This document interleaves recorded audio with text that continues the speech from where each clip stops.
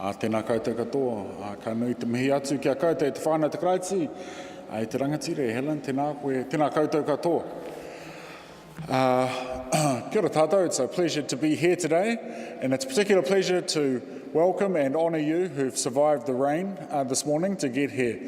So congratulations to you, and congratulations to our audience at home, watching at their own leisure and pleasure, who we probably feel slightly jealous of. In our readings, in our gospel readings, we've been following Jesus talking about this notion of discipleship. It's not always a pleasant understanding, and it's not always a happy journey when we listen to Jesus talk about discipleship. There's a shadow hanging over it. There's difficulty, there's challenge, there's change coming for the disciples. This isn't the same old, same old. This isn't going to end in some kind of glorious political transformation. This isn't going to end in some economic revolution where everyone has all that they need. Jesus is talking with the shadow of the cross hanging over him, with the challenge of discipleship. He will say to them later, "Take up your cross and follow me if you'll be my true disciple." There's a challenge. So nothing comes easily. And it seems to haunt, or at least it seems to hang in the air with the disciples. And so they say to him in today's gospel reading, "We need more faith. Increase our faith." Surely quite a nice, simple request. You're asking us to do these things. In order to do them, we think we need more faith. Certainly speaks to us in an age of conspicuous consumption. We need a better phone, we need a bigger TV, we need a faster car, we need more faith. We need more to do the job that's set in front of us. With more, we can do more, is our logic of today and is the disciples' logic of the time. Jesus' response, as always, is very challenging to them. You don't need more. You have all that you need. Faith the size of a mustard seed will be sufficient for the task set before you. That tiny, tiny sliver of faith will be enough. And not only that, you won't get thanked for it.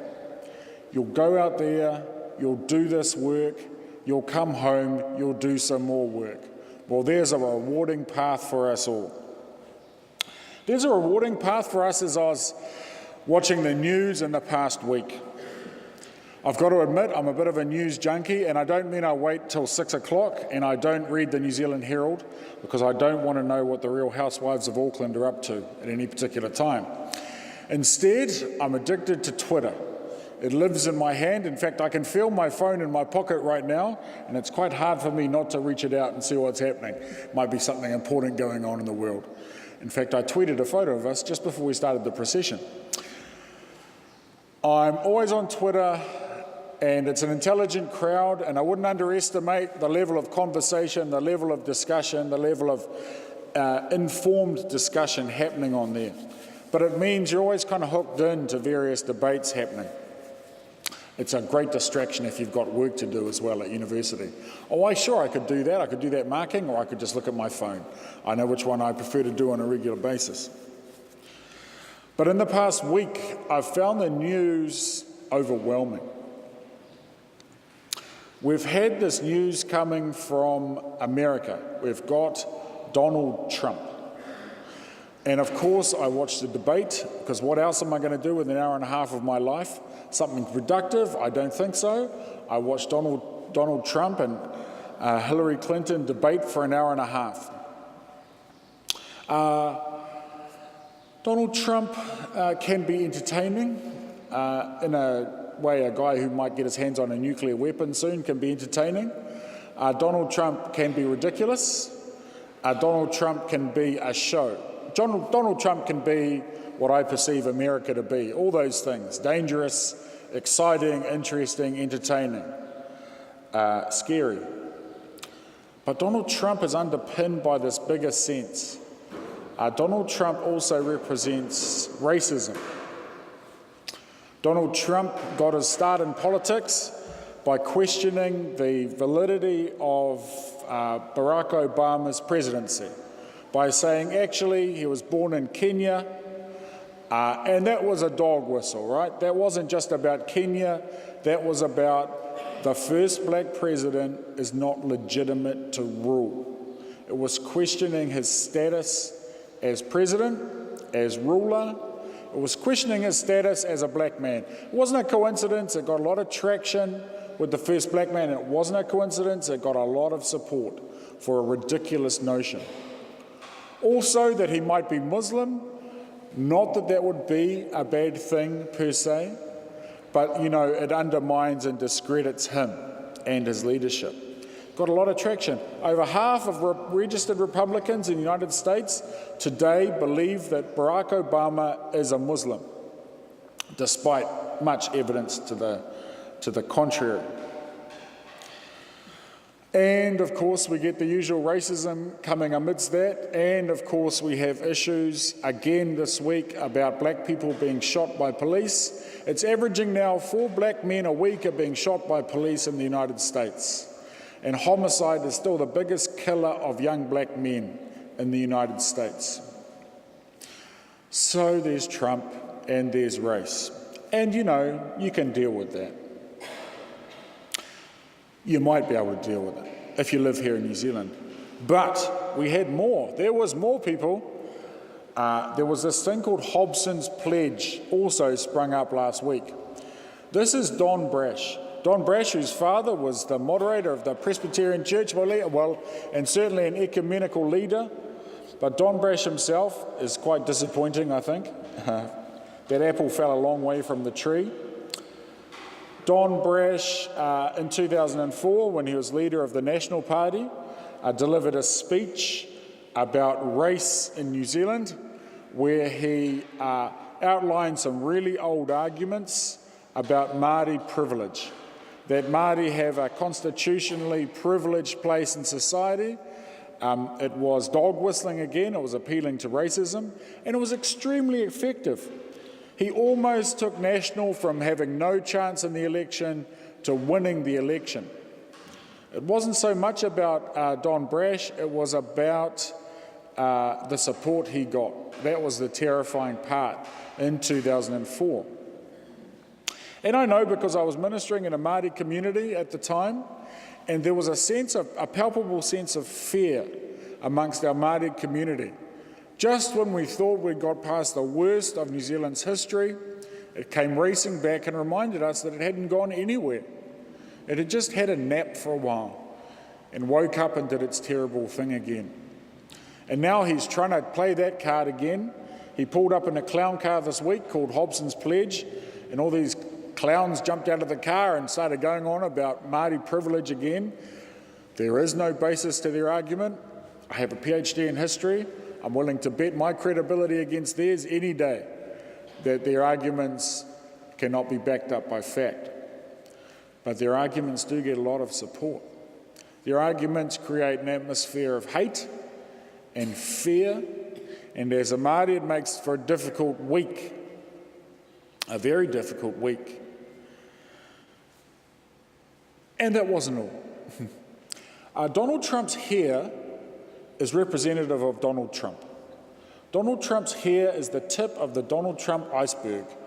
What you see with his hair represents a lot about Donald Trump. The scary thing is Donald Trump himself is only the tip of an iceberg.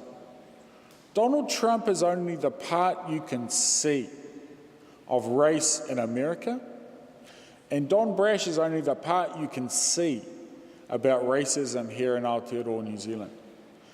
Because like an iceberg, the vast bulk of it is underwater and can't be seen. So the other part of the news this week was about Māori education and the huge failure of Māori education.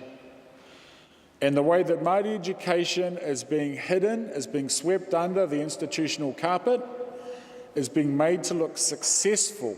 So pass rates have gone from terrible. Māori boys were leaving school, over half of Māori boys were leaving school with no qualifications 5 or 6 years ago. That's rapidly changed. Now Māori boys are leaving school with qualifications, but it turns out these qualifications are bogus. They're leaving school qualified to make filtered coffee and clean toilets. They're being put through this educational system, which isn't education, it's just filling time. The worst part of this system is it's removing the choice and the opportunity of young Māori to participate fully in New Zealand life.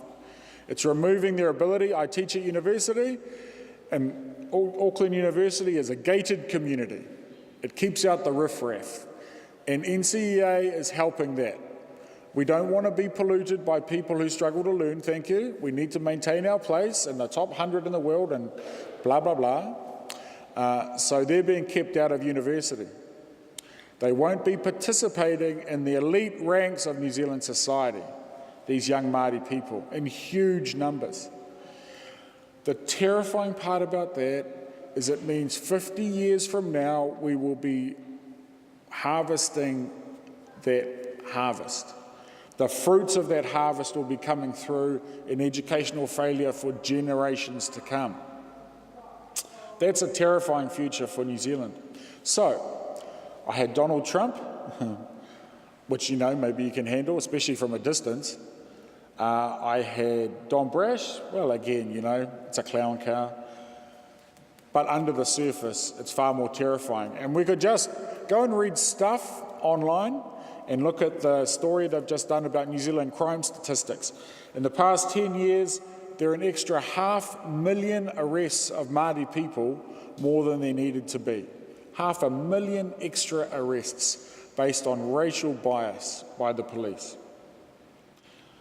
So that makes you want to give up, doesn't it? That makes you want to think about faith as in, oh wow, let's go praise the Lord, let's go give thanks. Let's go glorify our creation. Let's go and think happy thoughts. Or it makes you want to curl up in a ball and give up. Because the challenge is just overwhelming. The challenge is unfixable. The challenge is scaled up and so old. The challenge goes back decades, if not centuries. Surely if there was going to be a solution, there'd be one by now. I give up. I give up. Or I think about today's reading. I think about what Jesus is saying to us about being his followers, about discipleship. I think about Jesus saying that faith the size of a mustard seed is enough. And I think about where we get our inspiration from our mothers, from our grandmothers, from our history, from those around us. Where do we get these moments of faith? Where do we get enough understanding to believe that faith the size of a mustard seed is going to be sufficient? I have a few short models to share with you that give me hope. One is the size of a hashtag. A hashtag is a thing on a keyboard. Look it up if you're not familiar with a hashtag.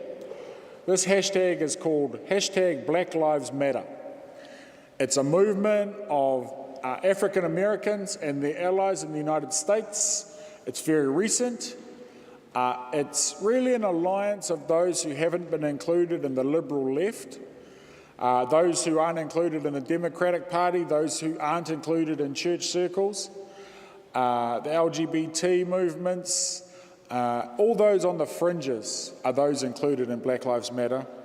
And they're offering a challenge, a substantial challenge to race in America. You should look that up. They're small, they're the size of a hashtag. They have no power, and yet they're very powerful, and they're making change. Another model is Martin Luther King Jr.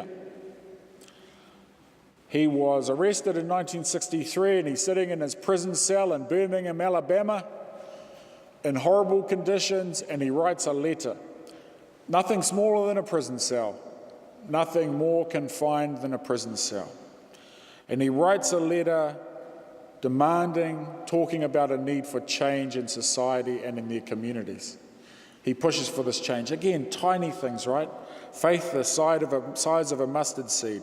And he said we have to have change, we have to make change happen, and we have to have change now. And that message still resonates with us today. So from very small to very big. And my last example I think about is parihaka. The men of Parihaka were arrested for resisting the confiscation of their land in the 1870s. They were sent away to imprisonment, illegal imprisonment in the South Island. They were locked in these tiny cells and caves in places like Dunedin in the freezing cold of winter. And there in these tiny caves and in these cells in the darkness, they sung songs of faith and hope and liberation. And they survived. And their community survived. And on the 5th of November every year, we celebrate and commemorate the invasion of Parihaka. But these are examples, right, of faith the size of a mustard seed.